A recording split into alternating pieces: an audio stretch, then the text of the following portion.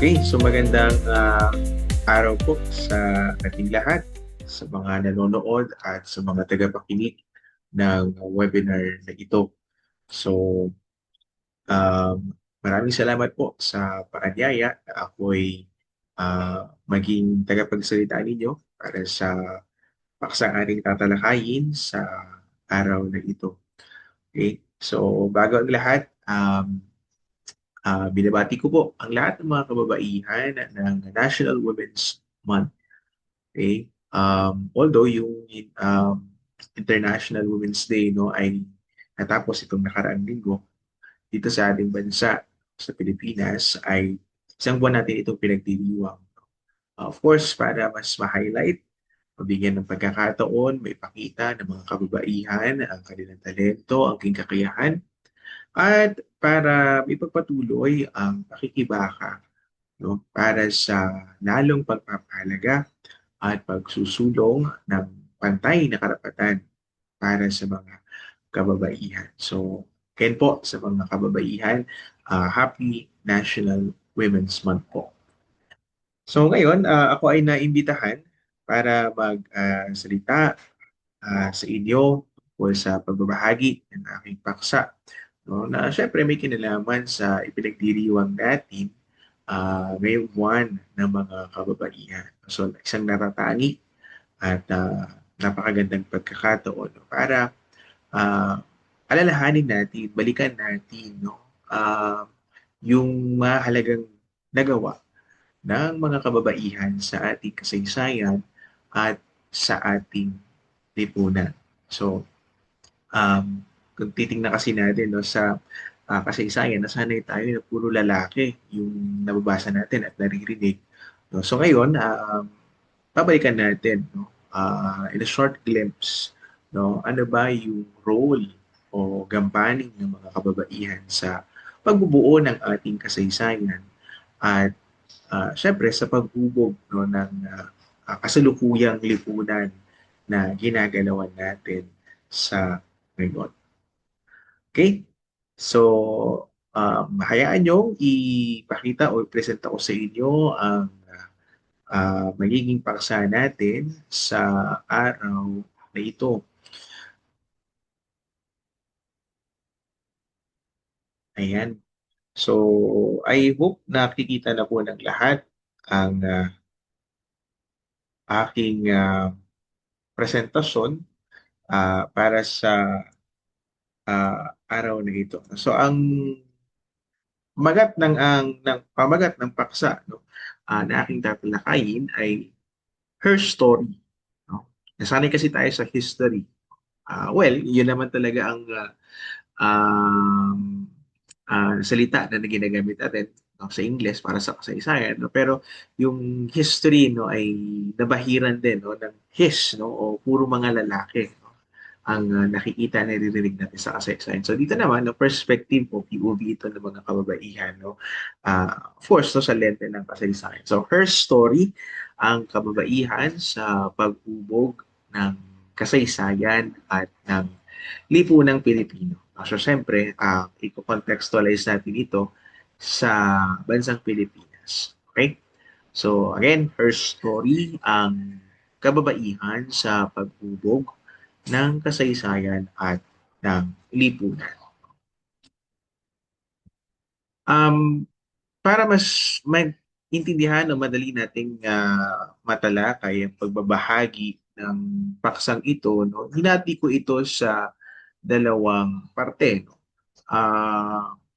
Unang parte ay masuri natin ang gampanin o role ng mga kababaihan sa lipunan sa pamamagitan ng pagbabalik tanaw sa kasaysayan. No? So, hindi naman tayo aabot ng isang semestre sa pagtalakay nito. No? So, i-comprise natin no? As much as possible, no? The best that we can para mas maintindihan natin, mas ma-appreciate natin no? Yung pagbabalik tanaw natin sa ating kasaysayan. Okay? Tungkol sa gampanin ng mga kababaihan, paano nga ba nahubog o paano hinubog ng mga kababaihan ang kasaysayan no, at ang lipunang Pilipino no, sa pagdaan ng panahon. At ikalawa, no, ano yung mga hamon sa mas lalong pagpapahalaga at pagsulong ng karapatan ng mga kababaihan. So dito natin makikita yung mga epekto nung mga nangyari sa kasaysayan, no, na siyang nagiging hamon sa kasalukuyang panahon. No? Um, sa pagbabalik tanaw natin sa kasaysayan, makikita natin na ah, magkakaroon ng pagbabago doon sa landscape, sa status ng mga kababaihan, no, na siyang pagsisimulan ng magiging hamon at patuloy na pakikibaka ng mga kababaihan no, sa ah, pagsusulong no, ng pantay na karapatan. No? Syempre, no, kagaya ng mga ibinibigay natin sa mga kalalakihan o yung mga natatanggap na pribilehiyo ng mga kalalakihan. Okay, so meron akong isang larawan dito no, na kung saan ay isang cover ng magazine no, at ang pamagat ay Rise of the Strong Man. Okay? So, syempre may mga pamilyar na mukha sa atin dito, no? Kagaya ng nasa gitna, si Vladimir Putin, and syempre, no, ang dating Pangulong Rodrigo Duterte, no, na nasa bandang kanang bahagi ng ating mga screen, no? Ah, well, kung papansinin natin, no, itong mga ito ay karamihan o ilan sa kanila ay mga leader ng bansa. Ayan. So, mga leader, Pangulo, Prime Minister. No? So, bakit ko ipinakita yung larawan na ito? Sapagkat sisimulan ko ang pagtalakay sa paksa no, sa isang quote no, ng isang artikulo no, ni Demi Sonza. Um, Sabi niya dito no, sa kanyang opening statements, no, kinote niya si Thomas Carlyle. No? Sabi, the history of the world is but the biography of great men. Ang kasaysayan daw ng mundo ay isang biography o isang sulatin na kung saan ang bida ay ang mga kalalakihan. Specifically, great men, no? Malaking naiambag sa kasaysayan, sa kanilang bansa, no? Malaki ang impluensya no, sa kanilang bansa at partikular no, sa buong mundo. And someone quickly added that behind every great man is a woman.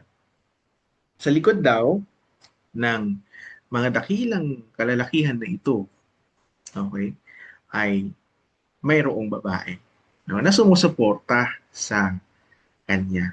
No? So, kung ano man ang success na meron ng isang lalaki, ay kabahagi nito, no, supported ito ng mga babae o ng isang babae.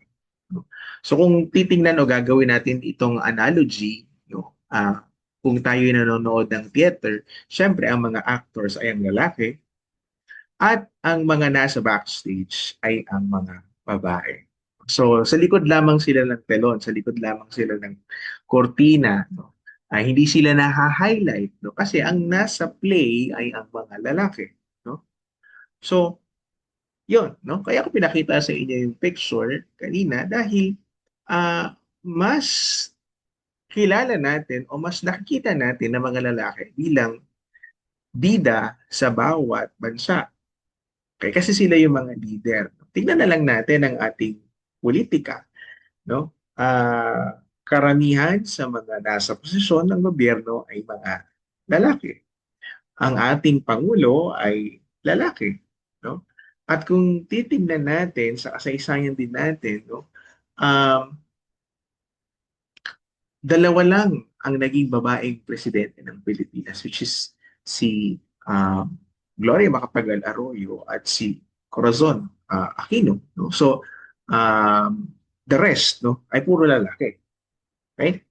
So, dito na ngayon papasok yung terminolohiya na tinatawag natin na patriarchy.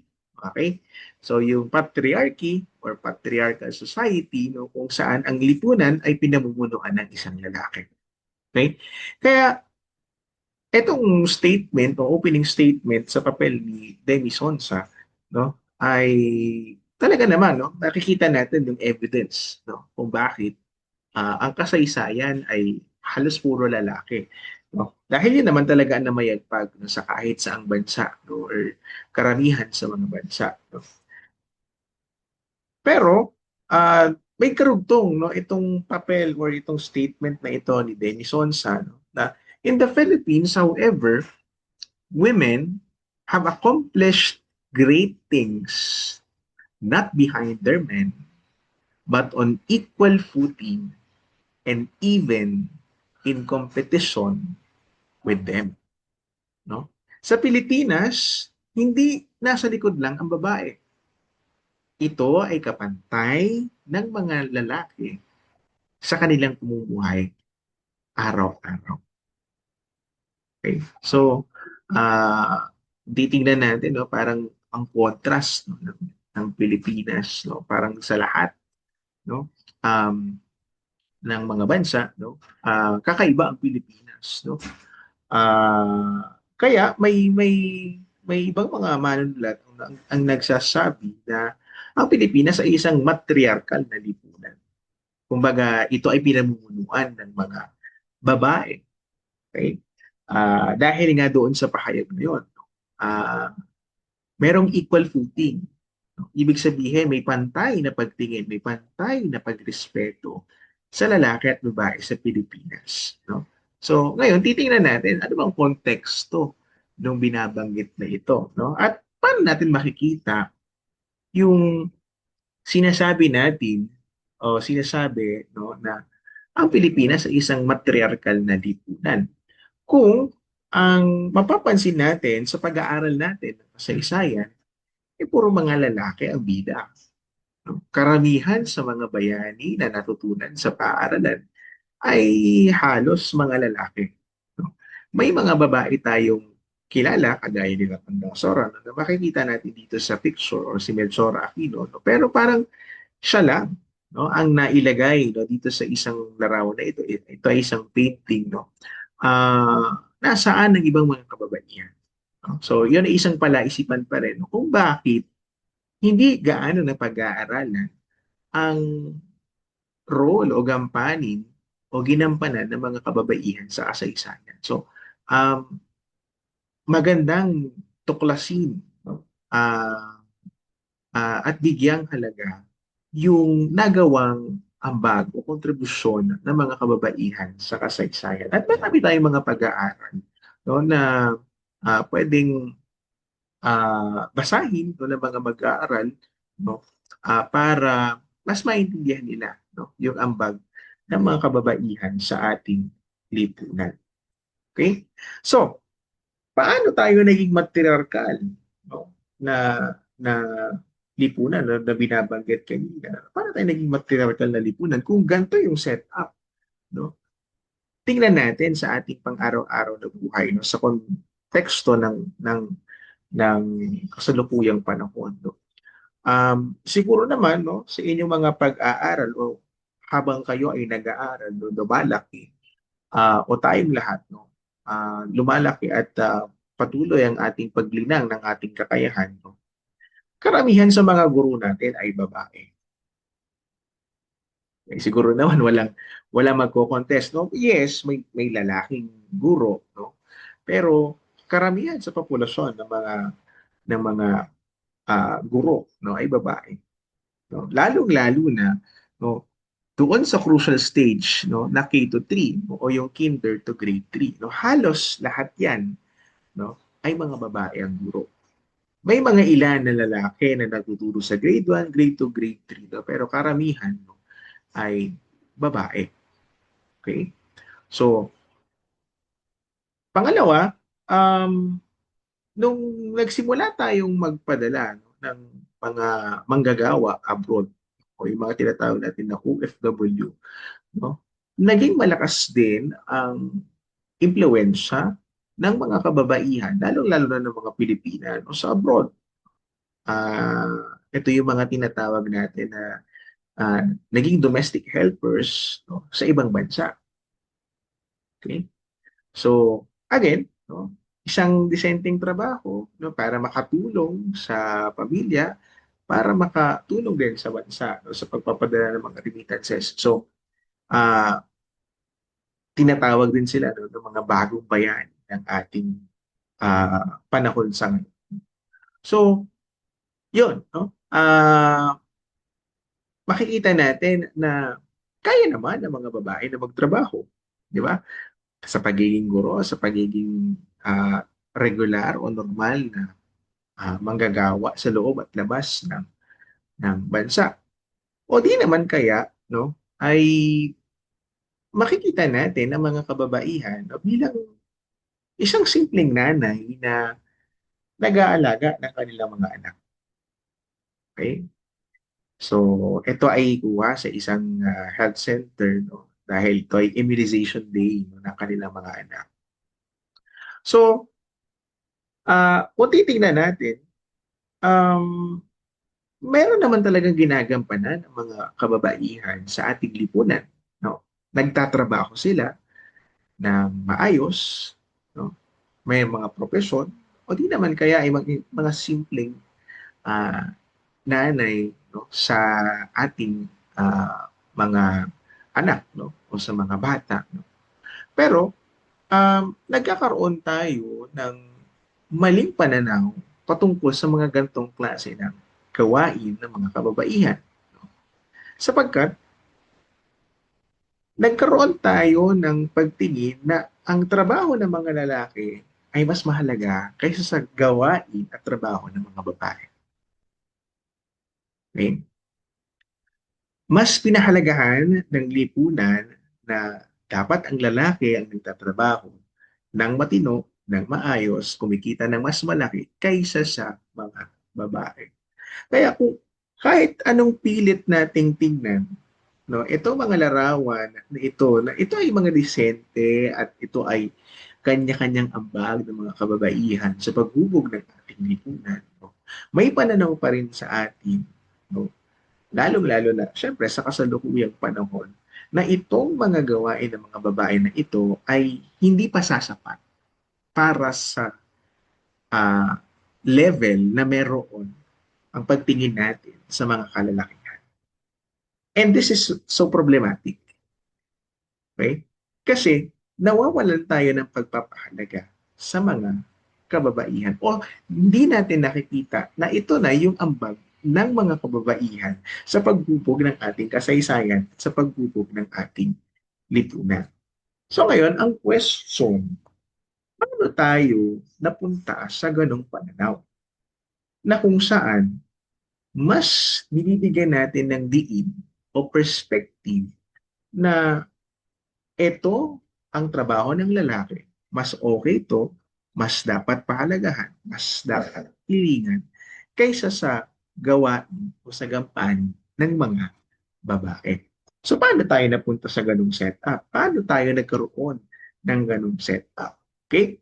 So, meron tayong tinatawag na gender division of labor. So nasanay tayo sa ganitong setup. Okay? So, merong lalaki, merong babae. Ito ang gawain ng mga lalaki. Ito ang gawain ng mga babae. Okay? So, um, sa lalaki, no, sila yung tinatawag natin na productive role or productive work. Okay? Sa mga babae, sila yung reproductive role or reproductive work. Anong ibig sabihin nito? Productive role to produce the means of the house. So, ibig sabihin sa mga lalaki, sila yung trabaho ng trabaho sa labas. Kikita ng pera, maghahanap ng iba pang trabaho para mas malaki ang kita, no? At yun ang iuwi nila sa kanilang tahanan. So, nagkaroon tayo ng ganong pananaw na dahil ang lalaki ang nag-uuwi ng pera, mas mahalaga o mas matimbang yung kaniyang ambag sa loob ng isang pamilya. Samantala, ang mga kababaihan ay nasa loob lamang ng tahanan, no? Nag-aalaga ng bata, gumagawa ng mga gawaing pambahay, okay? Um, Inaayos yung kanilang pamilya, no? Inaalagaan ang asawa, pinagsisilbihan ng lahat, no? Lahat ay kumikilos, no, sa ah, loob ng tahanan, no, ay patungkol sa ah, gawain, no, ng isang babae. Okay? To the point na ito rin reproductive work, no? ah, na gampanin ng mga kababaihan, no, ay nagiging pangit dahil from the word itself reproductive, no, siya ay nagiging parang kasangkapan lamang, no, para magbuntis na magbuntis, no? Parang yun lang ang kanyang nagiging role, no, sa loob ng isang tahanan. Magbuntis, mag-alaga ng anak, no? So napapako doon sa ganung routine, no? So nasanay tayo sa ganitong setup. Okay? Na ang lalaki ang nagtatrabaho sa labas, ang babae dapat sa loob lang ng tahanan. Okay? Ngayon, follow-up question, ah, paano tayo humantong sa ganito? No, kasi binabanggit doon sa artikulo ni Demi Sonsa na ang Pilipinas daw ay merong pantay na pagtingin at pagtrato at pagrespeto, no, sa lalaki at sa babae. So paano nagkaroon ng ganong perspektibo na ah, ang lalaki ay mas matimbang kaysa sa babae? Okay? So tingnan natin, silipin natin yung mga nangyari sa ating kasaysayan. Sa unang bahagi, no, talakayin natin yung ilan sa mga nangyari, no, nung pre-colonial times, no, sa ating bansa. Okay? So, syempre, pagdating, no, ni na Magellan, um, ang kanyang sikat na chronicler, no, Pigafetta, no, ay may mga naisulat, no, at ang iba pang mga misyonerong Kastila, no, na mga pari ay may naisulat tungkol sa mga tala nila sa obserbasyon nila sa Pilipinas, no? At lumalabas, no, sa mga obserbasyon na ito, no, na may isang tao o somehow, no, isang uri, no, ah, ng tao sa lipunan, no, ng mga lugar na tatawagin kalaunan ay Pilipinas, no, na tinatawag natin na mga babaylan. Yan. So, ang mga babaylan, no, ay according doon sa kanilang mga tala, no, sila yung nangunguna sa mga rituals and ceremonies sa kanilang komunidad. Okay? So, ang babaylan o ang mga babaylan ay isang tao na may kakayang makipag-ugnayan sa mga espiritu, magpagaling at magbigay ng mga prediksyon o hula. Yan, according sa Center of Babaylan Studies. Okay? So, basically, no, ang gampanin ng isang babaylan ay religious aspect, okay? Religious aspect, no. Nakikipag-usap sa mga espiritu, sa mga anito, okay? Para magabayan ang komunidad, no? Dahil ang mga nauna, no, may pagpapahalaga tayo, no, sa mga nauna sa atin o sa mga ninuno, no? At ito yung role ng isang babaylan, nakausapin, no, ito mga espiritu na ito, kung may mensahe o di naman kaya ay may ibig ipahiwatig sa mga nabubuhay pa sa ngayon, no, magpagaling, no, biniyayaan din sila ng kapangyarihan o somehow, no, katangian, no, na magpagaling, no, ng mga sakit, no, o di naman kaya ay magbigay ng mga prediksyon o hula, no? At karamihan sa mga babaylan ay babae. Okay? So, ito ay religious aspect, no? Religious aspect of the early uh, pre-colonial times. Okay? Magpagaling, yan na yung mga tinatawag natin ng mga manghihilot, no? Sa ngayon, no? Magtatawas, no? Mga albularyo, no? So, yun yung mga contemporary counterparts na ng tinatawag natin na babaylan, no? Magbigay ng mga prediksyon ng hula, no? Sapagkat ang isang datu ay sumasangguni sa babaylan. Okay? Kung ang datu ay mayroong kaharaping labanan, no? Sumasangguni siya sa babaylan. No? Malakas ba ang puwersa? Mananalo ba tayo? Matatalo ba? Ano ba ang magiging advice mo? No? So ganon, may mga ganong klase ng senaryo. No? At yun ay binibigay ng isang babaylan. Okay? So kung ang datu ay sa political aspect siya naglilid, ang babaylan ay sa religious aspect. At halos pantay o halos mas makapangyarihan nga no, ang babaylan no, dahil sumasangguni ito o sumasangguni dito ang mga leader no, sa political uh, aspeto no, noong pre-colonial times. Okay? So dito makikita natin no, yung binabanggit ni Demi Sonsa na merong equal footing. O tama nga naman. No? May equal footing o merong pantay na pagtingin, pananaw sa mga lalaki at babae.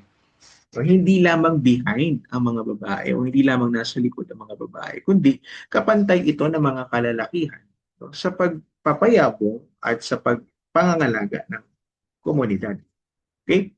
At dahil na pag-uusapan natin yung babaylan, no, pre-colonial era, no, pag-usapan din natin yung ilan sa mga uh, alamat no, na meron tayo sa ating bansa. No? Dahil ito ay mga kwentong bayan no, na nagmula pa noong mga pre-colonial times. No? According to Dr. Kamagay of UP Diliman, halimbawa na lang daw ay yung alamat no, ng pagkakabuo ng tao. Okay? Sa Philippine context, of course. Okay? Um, sa konteksto nating mga Pilipino, no, kilala natin si Malakas at Maganda, okay? Na nabiyak sa puno ng kawayan. No? At yung pagbiyak na yun, no, meron ng lalaki, meron ng babae. So doon pa lang makikita na raw natin no, na inclusive yung early Filipino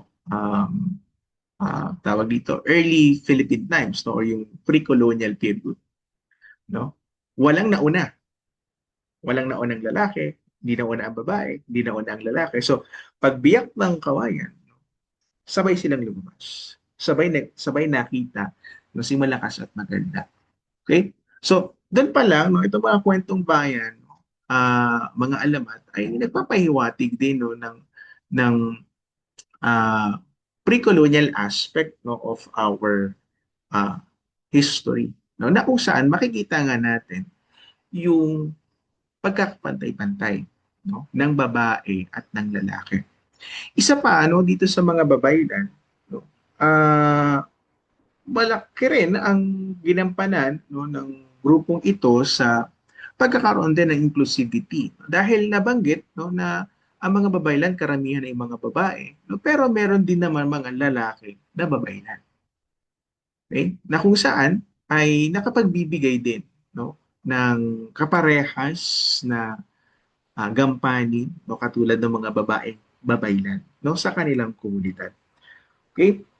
So, ano ang gist? No? Bakit mahalagang pag-usapan itong mga babaylan? Dahil sila yung religious leader no, sa kanilang community, um, ang babaylan ay present sa lahat ng aspeto ng buhay ng isang tao. Kapag merong okasyon, kapag merong nanganak, kapag merong namatay, kapag merong isasangguni, no? Ihingi ng pakikipag-ugnayan sa espiritu, may sakit, no? O di naman kaya ay aalamin ang kalagayan sa hinaharap ng kanilang komunidad, nandyan ang babay lang. Okay? At karamihan ng mga babaylan ay babae. Okay? So mahalagang aspeto ito no, ng pagbabalik tanaw natin sa ano ba yung gampanin ng mga kababaihan sa lipunan natin bilang isang Pilipino. Okay? So, nagsisimula pa lang tayo, no? So, again, ang question natin, paano tayo humantong doon sa pananaw o perspektibo na mas matimbang ang lalaki at ang babae? No? Eh kung meron naman pala tayo nito ng pre-colonial times. Ngayon, dito na papasok yung colonial period. Okay? Ano ang nangyari? Bakit? Parang hindi na ganon ang pangyayari, no? Hindi na ganon ang konteksto ng lipunan nung dumating ang mga mananakop. Okay? So, sa colonial period, nagbago ang socio-cultural na aspeto ng lipunan. Ayan. So, sa panahon na ito, no, lalaki ang dapat na leader ng lipunan. No? At ito ay dala na rin ng impluensya ng relihiyon. Okay? So nakita ng mga misyonero, nakita ng mga private, okay, bakit babae ang kanilang religious leader? No?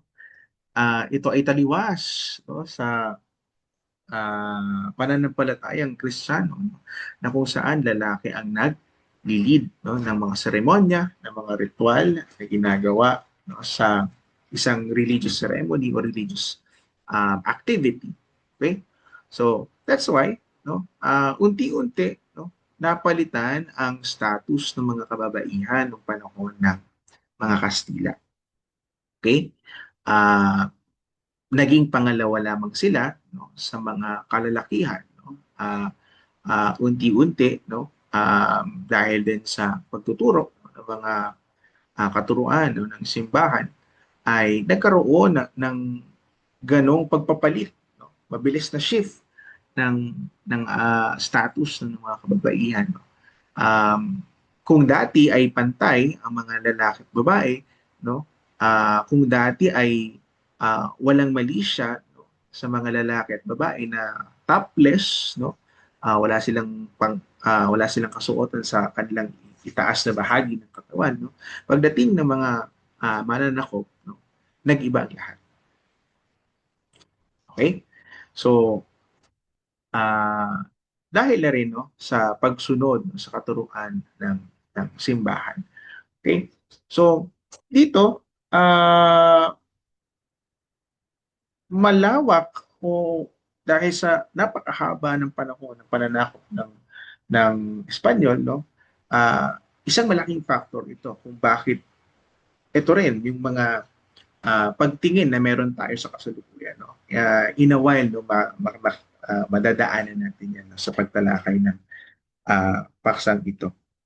Okay? So, sa haba ng panahon, no, na tayo ay nasakop ng mga Kastila, no, syempre hindi naman mawawala ang resistance. Okay?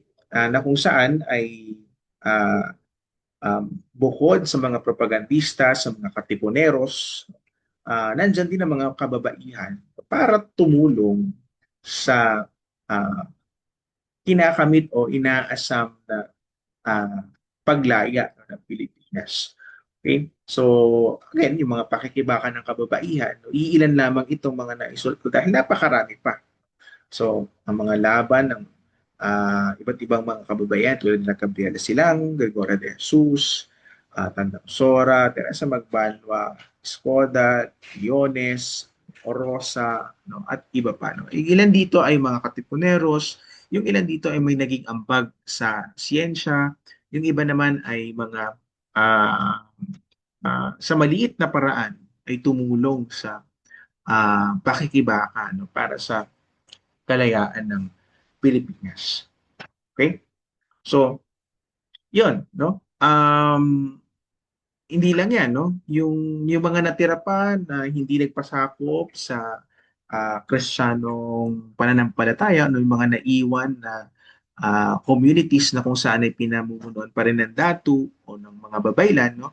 Ay nakiisa rin, no, sa mga resistance na ito, no. Um, Hindi lang sobrang bila o hindi lang sobrang dami ng mga pagsasaliksik, no, pero may ilan, no, na nakapag tuklas na ah, may ambag, no, ang mga kababaihan, lalong-lalo na mga babaylan, no, sa pakikibaka para sa kalayaan. Okay? Sa panahon ng pananakop ng mga mananakop o ng mga kanluran. At syempre sa pagdaan ng panahon, no, nagiging moderno yung ating mundo.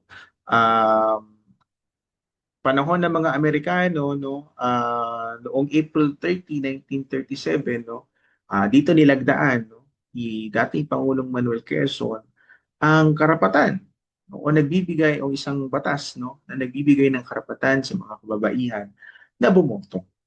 Okay? Dahil again, sa panahon ng Kastila, no, laging lalaki ang nasa posisyon, no, hindi naman kumbaga mababa ang tingin, no, sa mga kababaihan. Okay? Dahil dapat ang babae ganito, dapat nasa bahay, etc. etc. So, yun. May mga nagsulong, no, mga kababaihan nagsulong para sila naman ay mabigyan ng karapatang politikal. No? At ito nga ay ang makaboto. Okay? So April 30, 1937, no, 300,000 lang yung kinakailangan na vote para at least ay mapirmahan ang batas, no?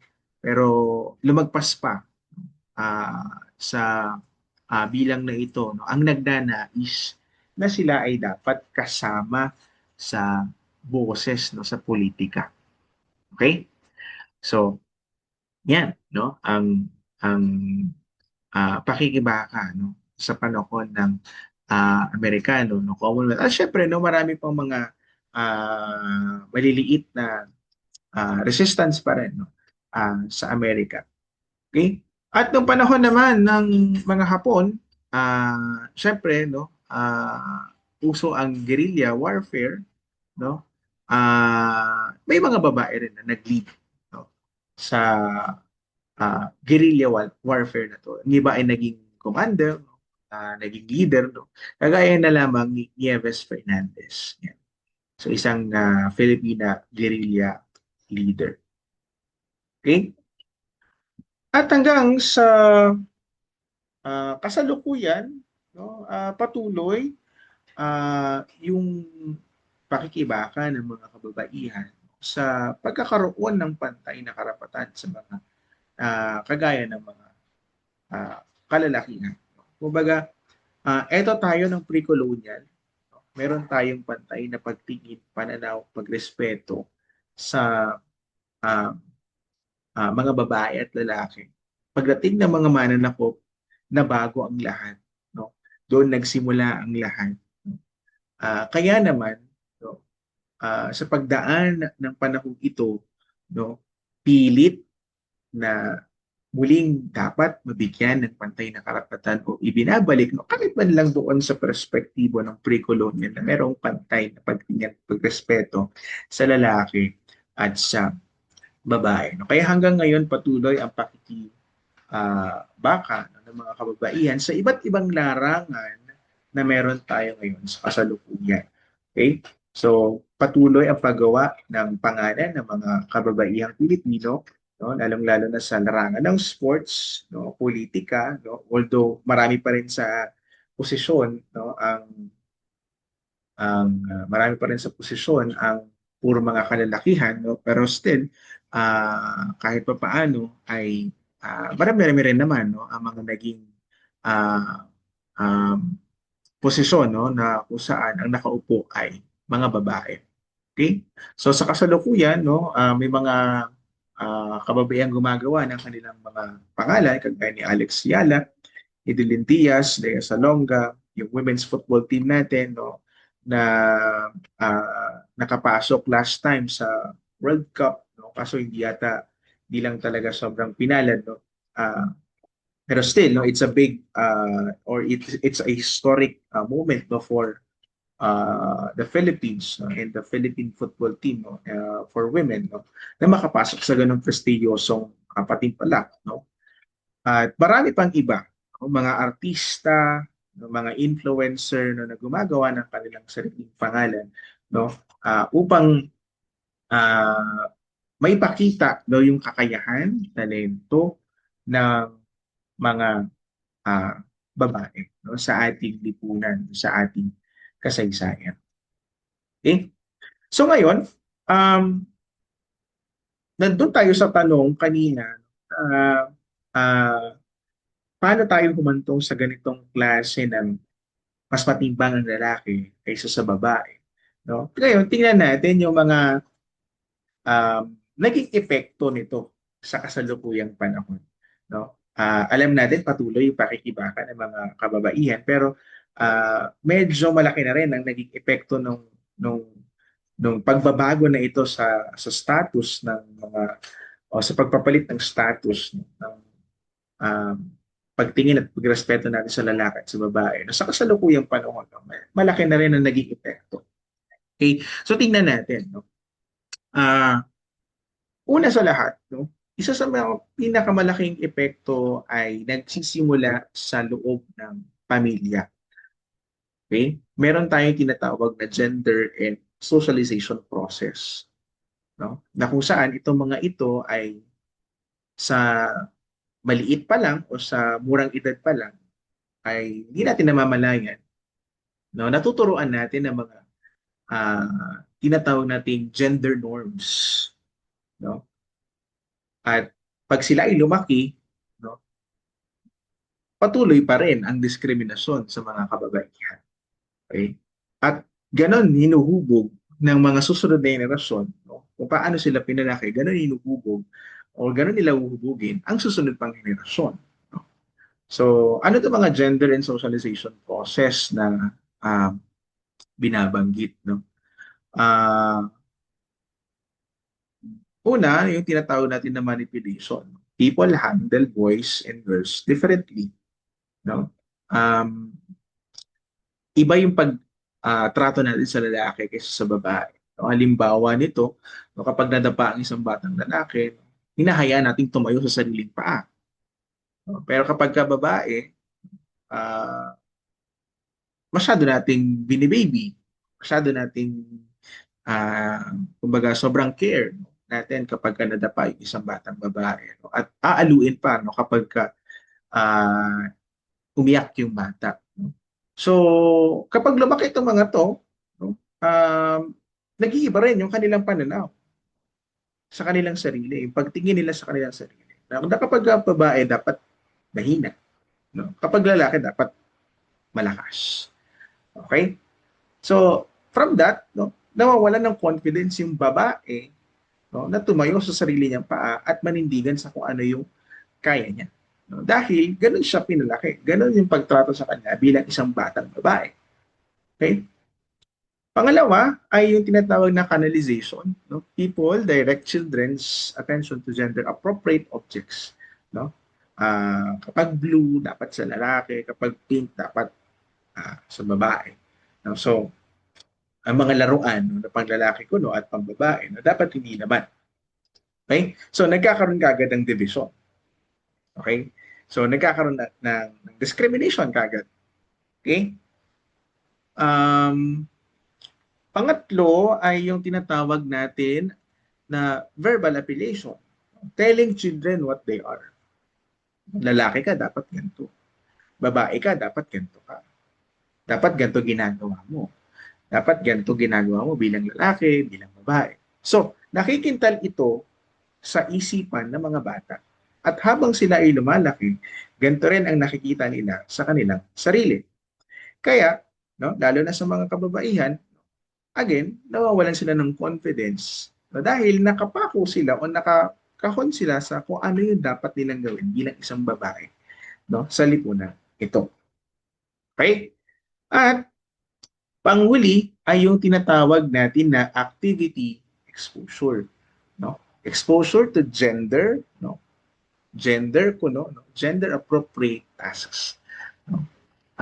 Sa loob ng bahay, sino ang nagsasaing, sino nagluluto, sino naglalaba. No? Kadalasan, ipinapaaral o pinapatuto ito sa mga batang babae. Samantalang yung mga pagkukumpuni ng mga sirang gamit, pagpupukpok, no? Paglalagari, pagkukutikot, no? Or pag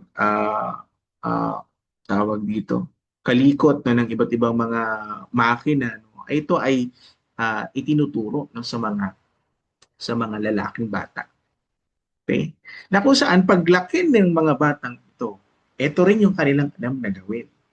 Kaya again, babalik tayo doon sa gender division of labor na okay, ito ang kayang gawin ng lalaki dahil ito ang sinanay sa kanya nung bata siya. At ito naman ang si nanay para sa batang babae. So again, mayroong gender division of labor ulit. At doon ulit papasok yung discrimination, no? At yung hindi pantay na pagtingin, okay, ito kasing lalaking ito yung trabaho niya. Ito naman yung para sa babae. Okay? So, yun. Isa ito sa naging epekto, no? Nung mahabang ah, pagkakaroon natin o mahabang panahon na meron tayong tinatawag na mga norms na sinusunod, no? Para sa pagiging lalaki, para sa pagiging babae, na kung saan kapag ang mga batang ito ay lumaki, okay, mas lalo lang lumalala yung disparity between men and women. Okay? So, next, ano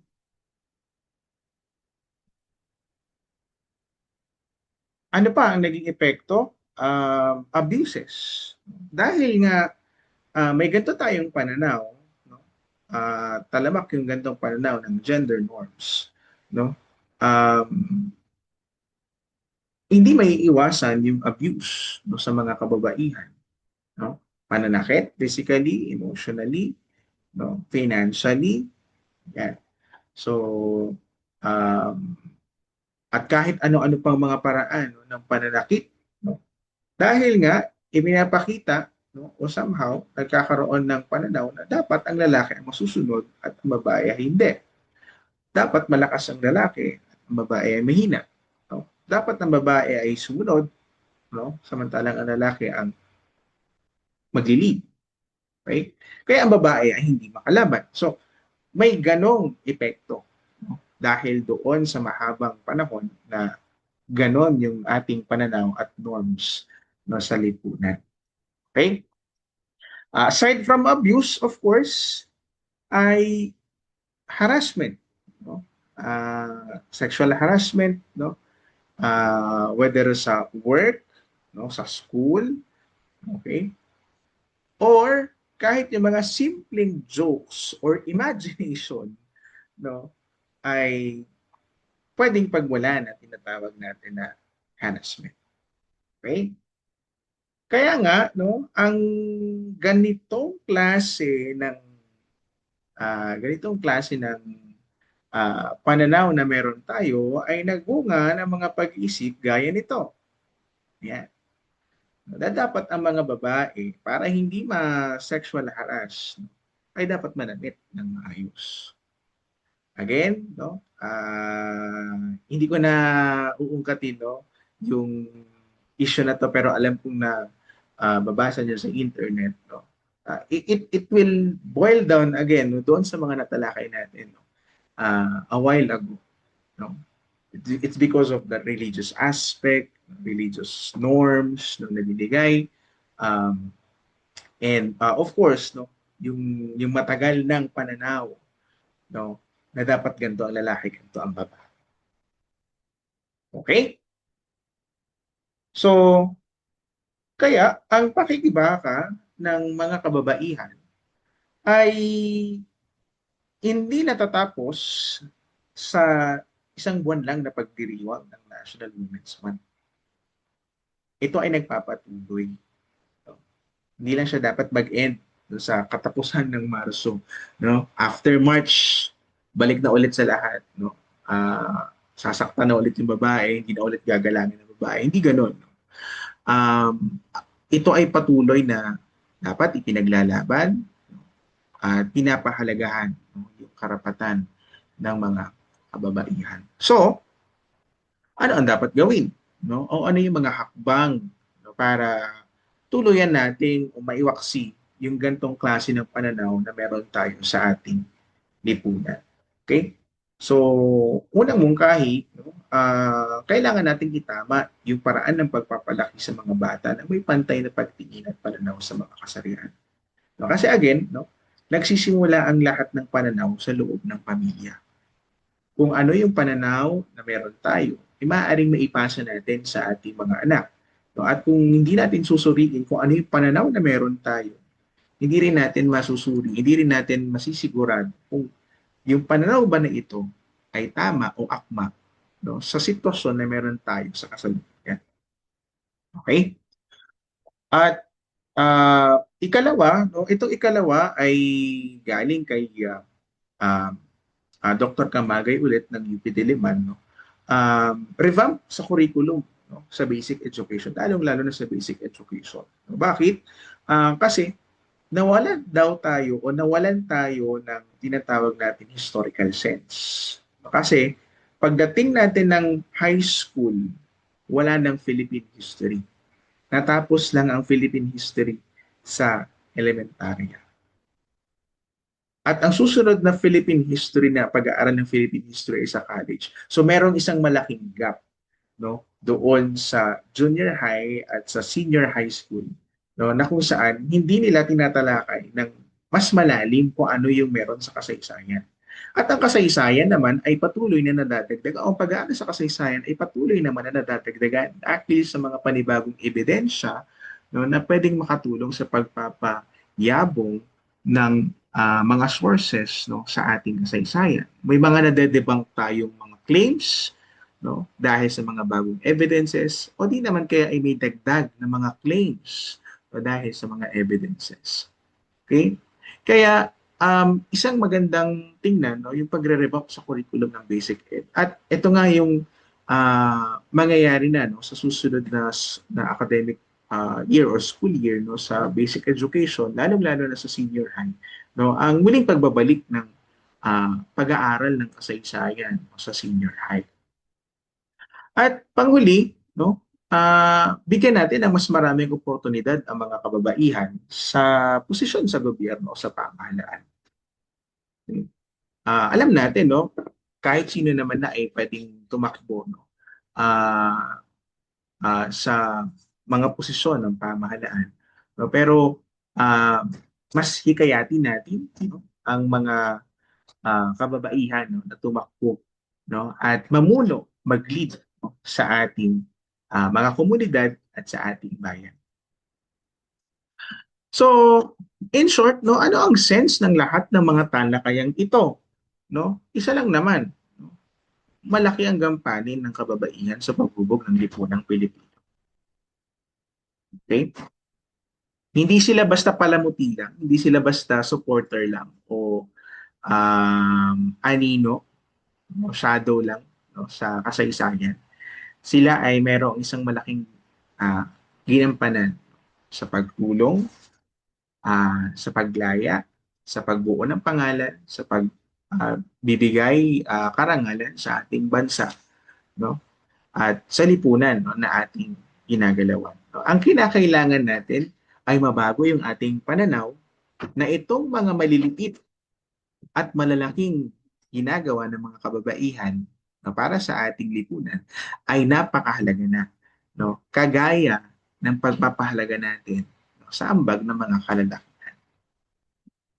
Okay? So again, may say at malaki ang gampanin ng kababaihan sa paghubog ng ating kasaysayan at ng lipunang Pilipino. Sa panghuli, no, isang refleksyon ang iiwan ko sa lahat. No? Isang katanungan para sa lalaki at babae.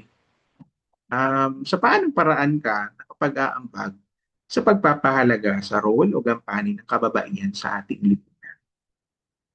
No? Bilang lalaki, paano mo pinapahalagahan ang gampanin o paano mo tinitingnan ang ang role ng mga kababaihan bilang pantay o kapantay ng role na meron ka bilang lalaki?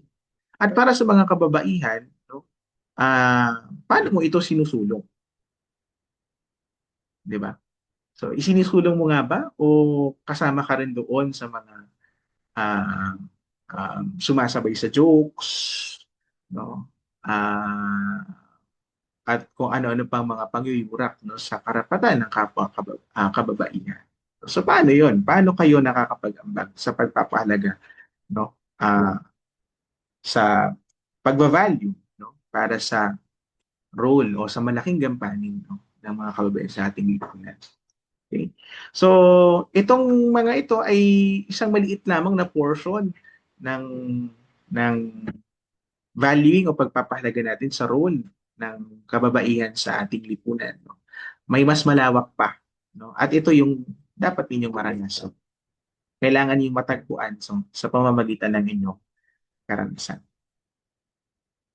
So tandaan, babae ka, hindi babae lang.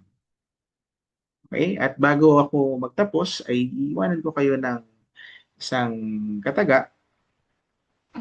Mabuhay tayo ng may respeto. Babae ay hindi lang isang anino. Sila ay isang tao na may karapatan na dapat alagaan at hindi iyorakan. So, muli maraming salamat sa pag-imbita, no, bilang inyong tagapagsalita sa araw na ito. At again, Happy National Women's Month. Maraming salamat at mabuhay ang mga kababaihan.